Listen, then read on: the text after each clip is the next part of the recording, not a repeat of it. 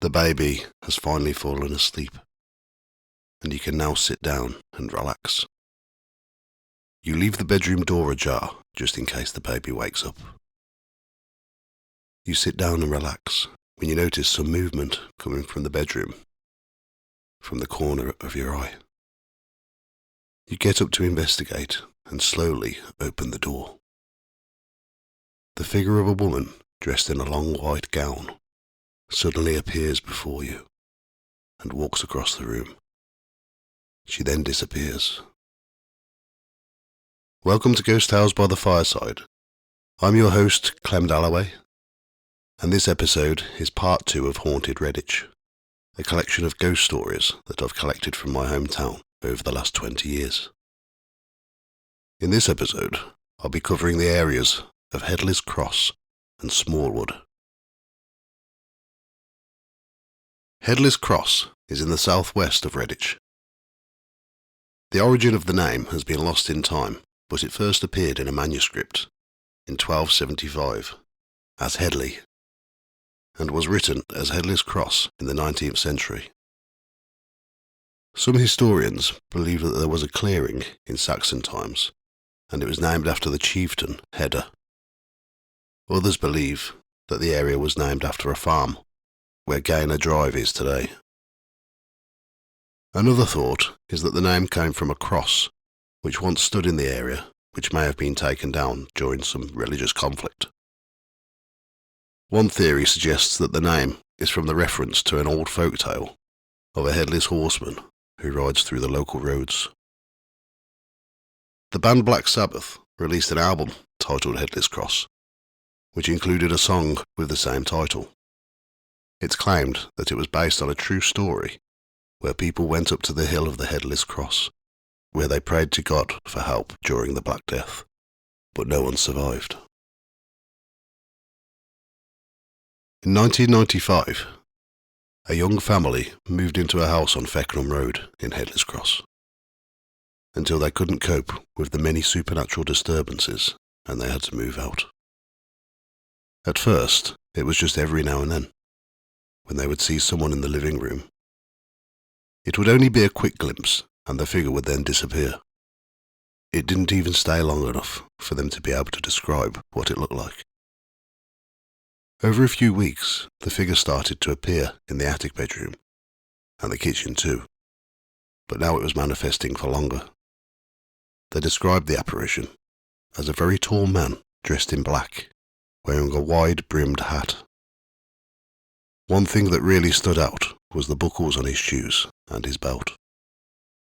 He would appear to stand still for just a few seconds, staring at them with an evil-looking grin. A few more weeks went by, and he started appearing more frequently, but now he would be walking around the house. 2 other apparitions started to appear in the living room and kitchen too, a man and a woman, both dressed in ragged clothing. They would just stand in the corner of the rooms for a few seconds and then disappear. One night after the children were put to bed, the couple decided to have an early night. They made their way upstairs to the attic room and got into bed. Within minutes, they heard a noise coming from the corner of the room, so they put the lamp on to see what the cause was. As they looked towards the ensuite bathroom, the tall dark man in dark clothes walked out and stared at them as he went down the stairs. He had the usual horrible grin on his face that terrified both of them. Seconds later, there was a loud crashing sound coming from the living room, which sounded like someone had pulled the wall cabinets over. The children were woken up due to the noise, and their dad rushed down the stairs to see what was going on. The lights were flashing on and off, and the curtains were being blown about as if the window was open and a gale-force wind was coming through the house. He looked around the room to find everything intact, but the loud crashing was still continuing. The ghostly figure was walking across the living room and towards the kitchen, where everything just suddenly stopped and the man disappeared.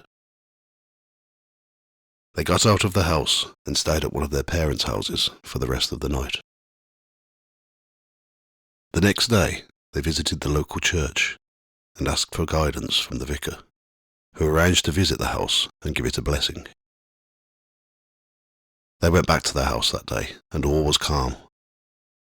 3 days later, the vicar knocked on the door, and when they answered, the tall man in dark clothes rushed past and went upstairs. The vicar didn't see this, but he entered the house and started the blessing ceremony. They went into each room, and he made the sign of the cross on each door frame, and then shook holy water and said a prayer. When they finally got to the attic bedroom, the vicar stood by the ensuite and made the sign of the cross and said a prayer, and they all finished by saying Amen. Straight away, they heard a loud whisper, saying, Amen, Amen, Amen. They all looked at each other in shock, and the vicar rushed down the stairs, saying that he had to leave because he had an appointment, but they could see the shock and fear on his face. They didn't experience anything else until around a month later, when the figures started to appear again, but this time they moved house. Originally, the area known as Smallwood was called Upper Ipsley. It was named after the Smallwood brothers, Edwin and William, who funded the local Smallwood Hospital and the almshouses on Mount Street. The ghost of a lady dressed in white is a common sighting all over England, usually associated with a person whose life ended in tragic circumstances. There have been 2 sightings from 2 different people at different times on Millsborough Road in Smallwood. One woman who lived in a house on Millsborough Road in the 1980s was looking out of the bedroom window one night when she noticed a woman on her elderly neighbour's garden. She described her as wearing a long white gown and carrying a basket on her shoulder. She said she looked young, but it was difficult to see properly as she was misty. She walked up the garden path and over to the lawn. She made the motions as if she was picking flowers. After a few minutes, she disappeared. The next day, she knocked on her neighbour's door to ask if they'd seen anything, but they hadn't. A family who lived in a house on Millsborough Road between 2007 and 2013 experienced much paranormal activity in their time there. It all started after a few weeks of moving into the property, where they would hear footsteps along the floorboards of the hallway. Being very sceptical about the supernatural, they just put it down to the pipes from the central heating system and being an old house. Until one day, the lady of the house saw the apparition of a woman with long flowing hair and wearing a white gown, slowly walking through the kitchen with a floating motion. This would happen on a regular basis in all parts of the house, but mainly in the kitchen. They said the ghost never felt threatening at all. In fact, they said that they felt a gentle presence from her. After moving into a house on South Street, a family started to hear heavy footsteps across the bathroom floor, sometimes running, sometimes walking. The bathroom was a downstairs extension and was connected to the kitchen. The man of the house hated going into the bathroom, as he said that he always had a sense of dread whenever he entered the room. They were sat in the living room one evening when they heard the heavy footsteps in the bedroom above, which was the baby son's room, which contained only a cot and a single bed. The footsteps were so heavy that they made the lampshade move in the living room. When they went upstairs to investigate, the bed had been moved into the middle of the room. They would often hear the footsteps running up and down the stairs. They put that down to the teenage boy who lived next door, until one day when it happened, they realised that the neighbours were on holiday. There would be times when she would shout to her husband and he would call her, and a voice would respond that were neither of them, or it would mimic them. One evening, they could hear growling coming from the baby monitor. When they went into the room, they heard the voice of a little girl talking, coming from the corner of the bedroom, but there was no one there. The husband bought a voice recording device and left it in the baby's bedroom, but every time the batteries would drain after about 20 minutes, but it would work fine everywhere else in the house. Other things started to happen in the house too.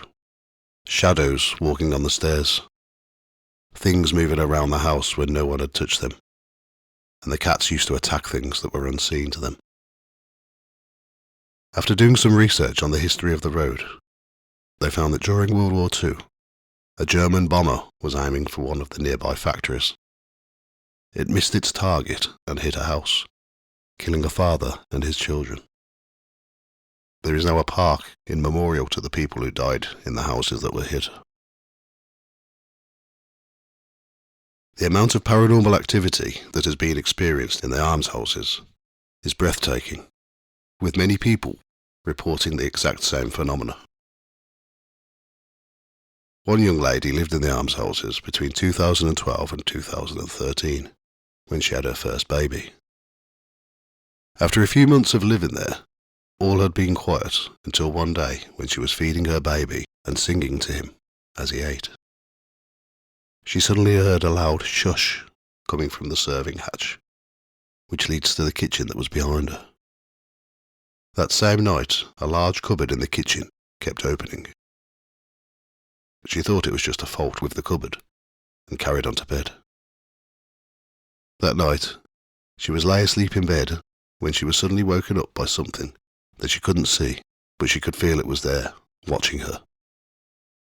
She couldn't move because whatever it was held her down and strong. The next day, she told some friends what had been going on. They also lived in the almshouses, and they said they had also been having strange experiences. One of them said that her little boy had seen an angry man looking through the window, and another said that she'd witnessed a faceless man many times who stands in the corner of her bedroom. Various phenomena, including being scratched, touched, hearing voices and footsteps, kept happening at various times of day and night. As the time went on, the eeriness of the flat seemed to get stronger. As she was watching TV one night, she left the bedroom door open slightly, as her son was asleep in there. She noticed something coming from the corner of her eye move in the bedroom. She got up to have a look what it was. When she opened the door wider, there was a woman dressed in a white gown, walking across the bedroom. Things carried on until the day she moved out. I posted this story on my local Ghosts of Redditch page on Facebook and received an amazing response, with many people reporting the exact same things. One man said that he used to live over the road from the almshouses, and that he would hear strange noises at night as he walked past. A lady who once lived there claimed that she would see a man in the bedroom and hallway who would stand with his arms folded, staring with a stern look. Another said that she lived in a flat there, and her daughter used to refuse to go to the bedroom to play, and kept saying there was a man in there. In the same flat, another woman who lived there for 4 years said that she saw a man in the front bedroom on numerous occasions. In the 1980s and 90s, the almshouses had 2 wardens. There was a married couple who lived on the site when it was a care home for elderly people. Their granddaughter said that her grandmother would often see a woman dressed in a white gown, and her grandfather never believed in the paranormal, until one night he woke up to use the toilet and saw a little boy standing in the bedroom. Thank you for listening to Ghost Tales by the Fireside. You can find more information about episodes on the website ghosttales.co.uk, and I have a Facebook page, facebook.com/Ghost Tales Podcast. You can also find me on Instagram @Ghost Tales Podcast. This podcast will be out monthly and is available on most platforms. All music, research, writing, production, art and sound effects are all my own work.